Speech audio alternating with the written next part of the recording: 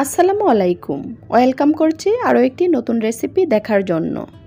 আজ আমি আপনাদের সাথে শেয়ার করব চুলায় তৈরি চিকেন শাসলিক রেসিপি। ঘরে থাকা কয়েকটি উপকরণে শেয়ার করছি রেসিপিটি। আশা করছি সবার কাছে সহজ ও ভালো লাগবে।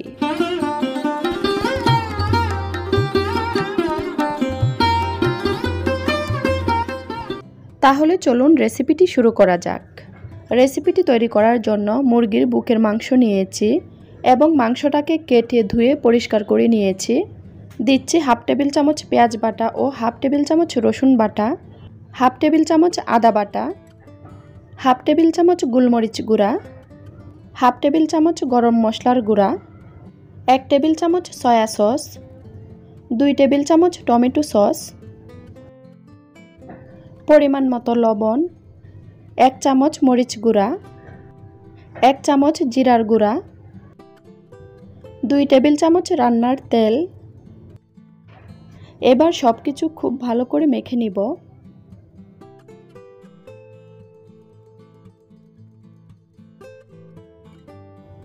ঢেকে রেস্টে রেখে দিচ্ছি 10 মিনিটের জন্য। এখানে আমি ক্যাপসিকাম, টমেটো ও পেঁয়াজ কেটে নিয়েছি। টমেটো ক্যাপসিকাম কিউব করে কেটে নিয়েছি এবং পেঁয়াজের পাপড়িগুলো আলাদা করে নিয়েছি।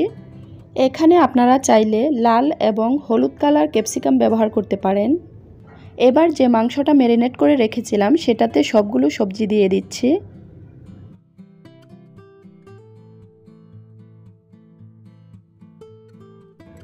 এবার ভালো করে মশলার সাথে সবগুলো সবজি মাখিয়ে নিব।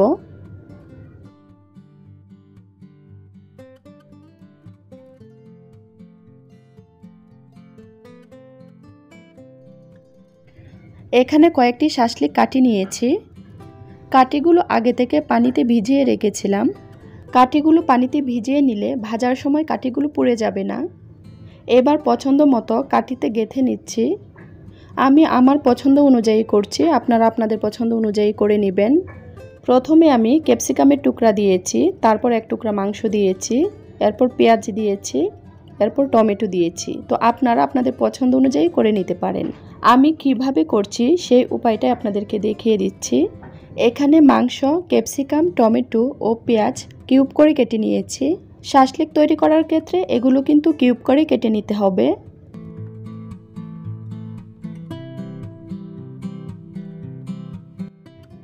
একটি তৈরি করা হয়ে গেছে। এভাবে করে আমি সবগুলো তৈরি করে নিব। সবগুলো শাসলিকের কাটি তৈরি করা হয়ে গেছে।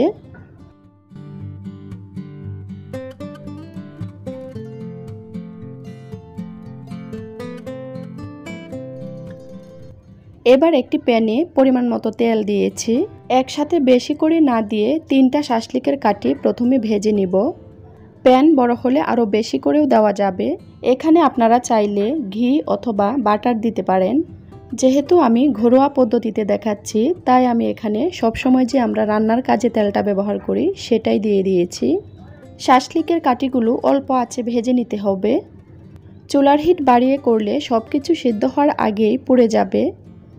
এক পাশ হয়ে গেলে অপর পাশে উল্টিয়ে পাল্টিয়ে ভেজে নিতে হবে।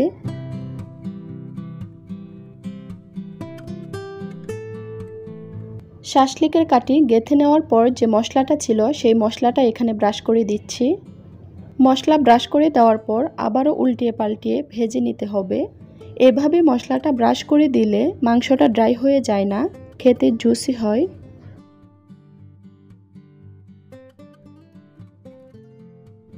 শাসলিকগুলো হয়ে গেছে, এবার আমি নামিয়ে নিচ্ছি।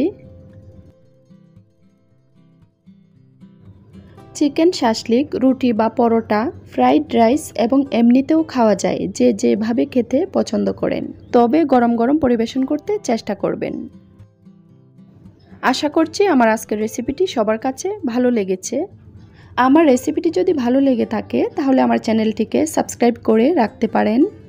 আবারও চলে আসব নতুন কোনো রেসিপি নিয়ে। সে পর্যন্ত সবাই ভালো থাকবেন, সুস্থ থাকবেন। আল্লাহ হাফেজ।